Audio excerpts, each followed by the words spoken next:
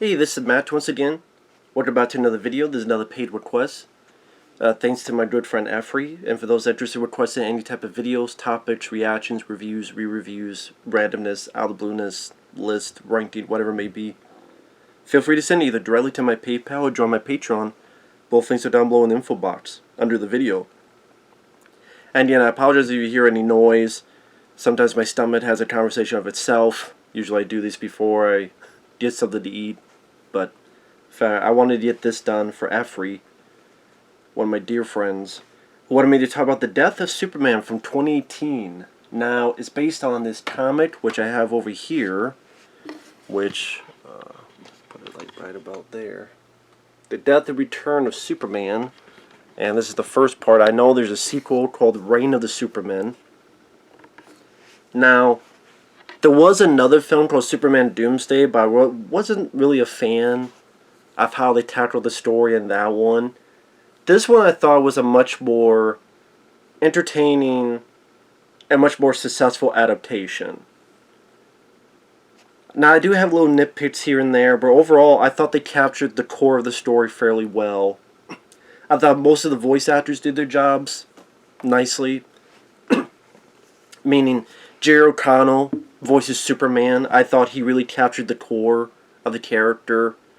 The blue-wearing Boy Scout, but it wasn't cringy, it wasn't corny. And sometimes I would forget it was Jerry O'Connell. But I thought he really did a good job as the Superman voice. Because Jerry O'Connell was in Stand By Me back in the day, TV show Sliders, which the first 2 seasons are only seasons worth of crap. He was in the film called Kangaroo Jack, which I did like. I saw in the theater when I was in a bummer of a state, and as goofy and silly as it was, it made me smile and took me out of what was going on for 90-some minutes. So sometimes that's all a movie can and should do. So I still like Kangaroo Jack. But he voices it. Rebecca Romijn as Lois Lane, I wasn't a fan of. That's really one of the few issues I have with the movie. Rebecca Romijn, I mean, it's the same who used to be Rebecca Romijn Stamos, who was Mystique in the old X-Men movies. I just thought she sounded like a mom. Like, her voice sounded too old for the character. It sounded like she would be twice the age Lois Lane was portrayed as. I just don't think Rebecca was the right voice for it. And if you don't have an older actress, I mean, I think there's other actresses you could get. It just... Hell, I would have preferred the Lois in the Superman the Animated Series. I mean, I would have preferred Lois that was voiced in a lot of other films. Rebecca Romijn, I just don't think fits. Again, she just sounds a bit too old. I kept thinking she sounded like a mom. I don't know how else to put it. She sounded like a mom. Again, that's like the one voice I wasn't a fan of. But the others, like Rainn Wilson as Lex Luthor, I thought he actually did a fairly solid job. Nathan Fillion comes back to voice Green Lantern. He's always wonderful in that role. Rosario Dawson as Wonder Woman. I'm a fan of Rosario. I like Rosario Dawson. I like her quite a bit, so... I think she's voiced Wonder Woman and other stuff too, so she does a good job. Again, a lot of these other than Lois Lane, a lot of these people do capture the core essence of the characters. There's a lot more I could say for like what Zack Snyder did in his DC films. Like his 4-hour... This movie's an hour and 20 minutes. If I watched this film 4 times, I would barely be getting through his fucking Justice League. Which, I think that's a piece of shit. I think it's an overrated piece of shit. This film is much better. It captures the core of the characters better, and it only needed an hour and 20 minutes to do it. And I say it does a fairly decent job adapting that Death of Superman story. Like I said, I do think it does a better job than Superman Doomsday. I thought Doomsday was done a bit better. He really get a sense that he's a force of nature. He's an unstoppable killing machine. He does kill in this, which was made the monster more valid of a threat. I mean, he kills some of the Atlanteans that were with Aquaman. He kills cops. He kills this couple who are out camping and even kills a fucking bear. They don't have a scene that was in the comic, which they will never do. I will say one day, I do wish someone actually took the comic and beat for beat just copy and paste it as a full motion thing. Maybe it's not the most imaginative or creative endeavor, but I would like to see that just once. Just once. And there's a bit in the comic where Doomsday has his hand out and a bird comes down and Doomsday does this. They probably never do that, it'd be too ghastly, but I mean, there was some violent stuff in this too. It starts out with Superman battling this Gain who has this tech. I don't think that was in the comic, but I think that was done to maybe create a link to Lex Luthor, so Lex Luthor could get to the story. And at least we get to see Superman in his prime, in his element. And he gets some nice animation. Like this whirlwind that he makes one guy fall into. There's one guy that he like punches down and like rips the tech off the guy's body.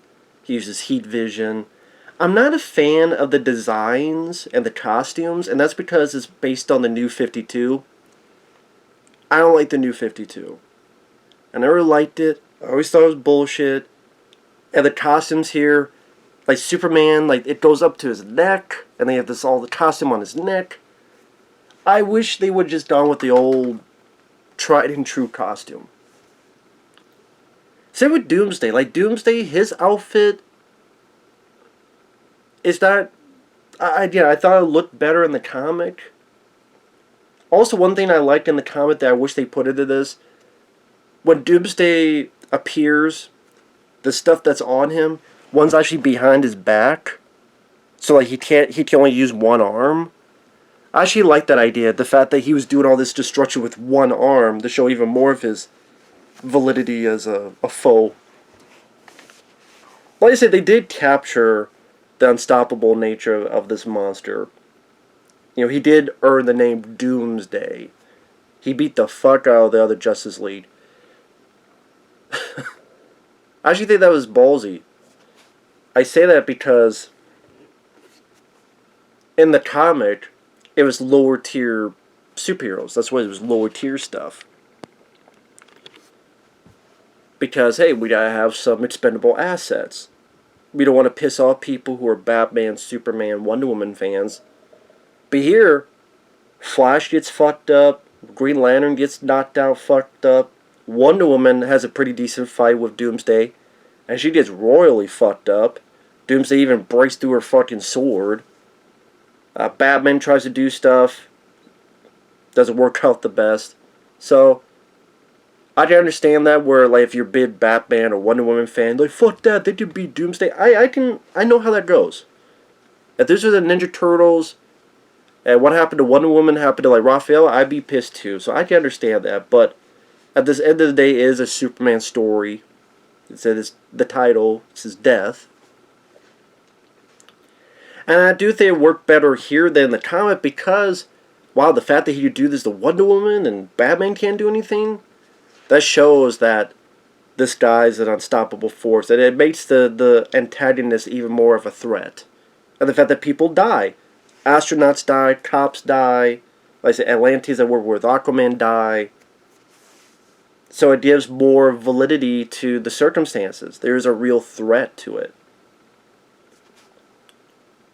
Now, also within the story, Superman wants to tell Lois his secret identity because he loves her. At the same time, he's unsure. See, unlike Spider-Man No Way Home, that bullshit overrated film, in my opinion, where, oh, people know our identity, but the biggest problem is my friends can't get into college. They can't get into MIT. No, here, he's afraid of telling Lois his identity, as he puts it, and I thought this was a good line. The more special they are, the more you want to protect them.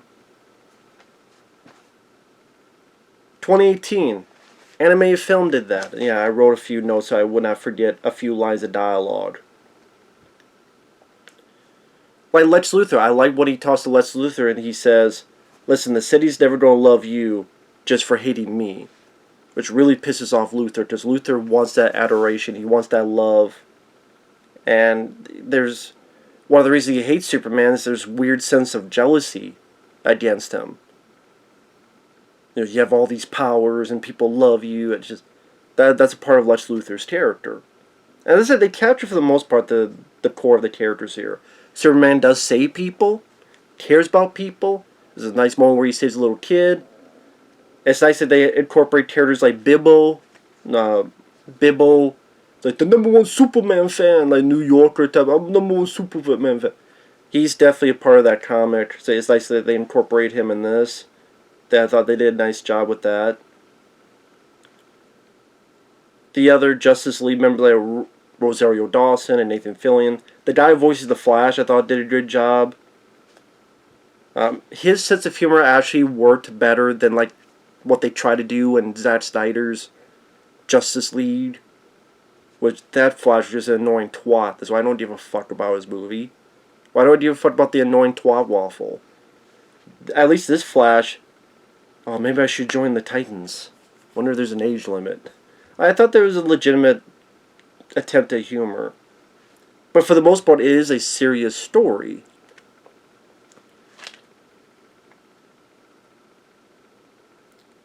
Like, the one bit I like that come to mind is when these astronauts are in trouble. And one astronaut, oh, it'll be fine. Superman will save us. He saved me twice in the past. I'm like, well, that doesn't mean he'll save you now. Which is true. And that doesn't happen. The reason I like that is because it makes sense that in a world where people like Superman and Batman and all these people exist, there would be people that would just assume, well, I'll be saved. There's superheroes. They exist. But they can't be everywhere at once. Superman can't be everywhere. Sorry, Mr. Astronaut, he can't watch you 24/7. It wasn't his week to watch you. But this guy had faith that was well-intentioned but foolhardy and foolish because, again, Superman can't be everywhere at once. And it's that certain sense of, there's a bit where something's coming towards him. Oh, Superman, I knew you would save us. But then it's the meteor crashing right into his fucking shuttle. And that scene just worked for me. Like I said, Doomsday, I liked his costume better in the comic. I liked the bit that he had one arm tied behind his back in the comic, and then it got freed. It was like a restraint. And yeah, but I think in the comic it was like subterranean. While here it's in a meteor, which that makes a bit... that I do like a bit more. Because then you come into like, where did it come from, all that stuff. And you don't ask the question, wait, it was buried all this time and it just comes up now?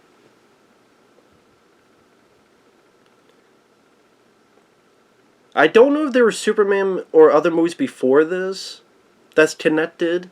But I like the idea that Wonder Woman and Superman used to be an item.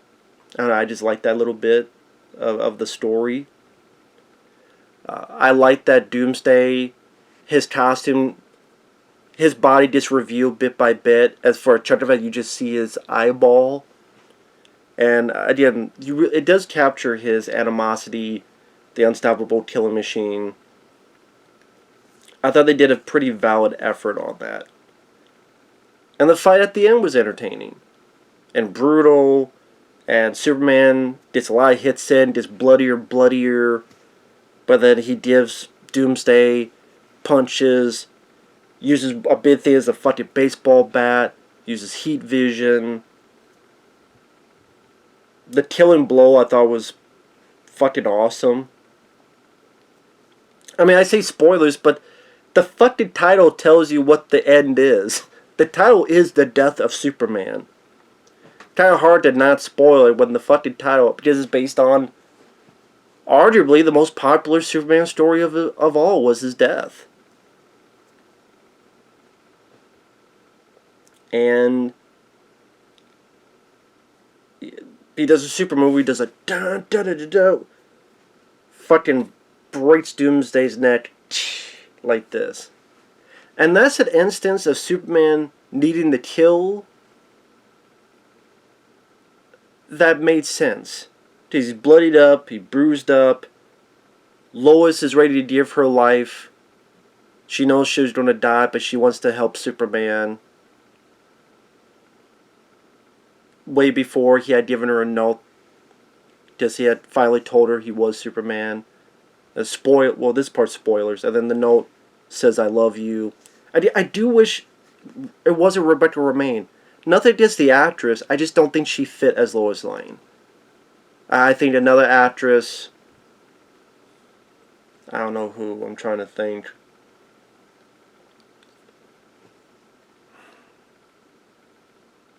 I think there's been other animated films where Lois Lane has been involved in.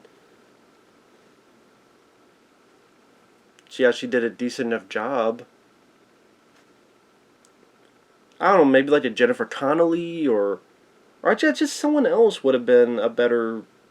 Lois Lane's voice just bothered me, but...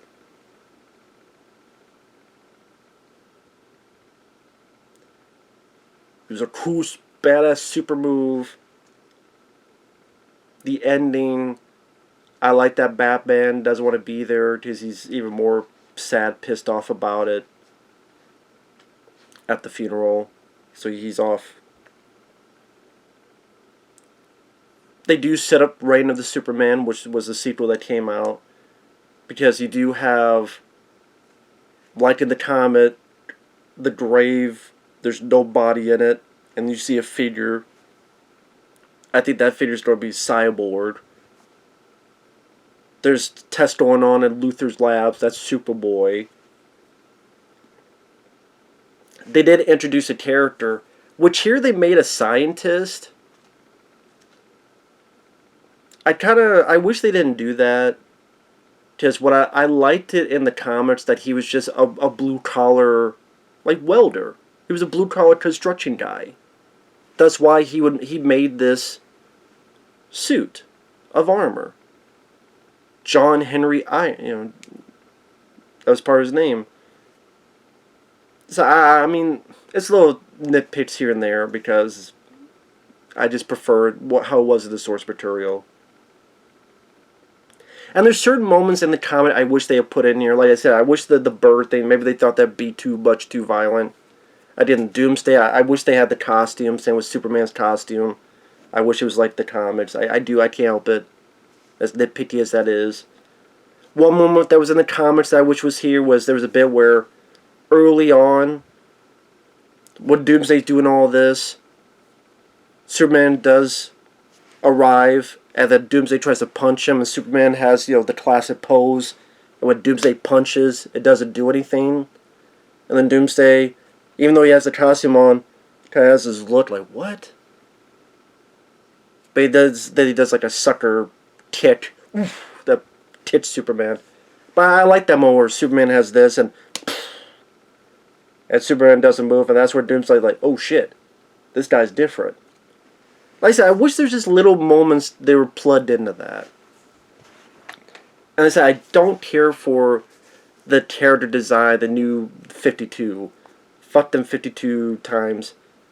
Play 52 car pickup with that shit, I don't know.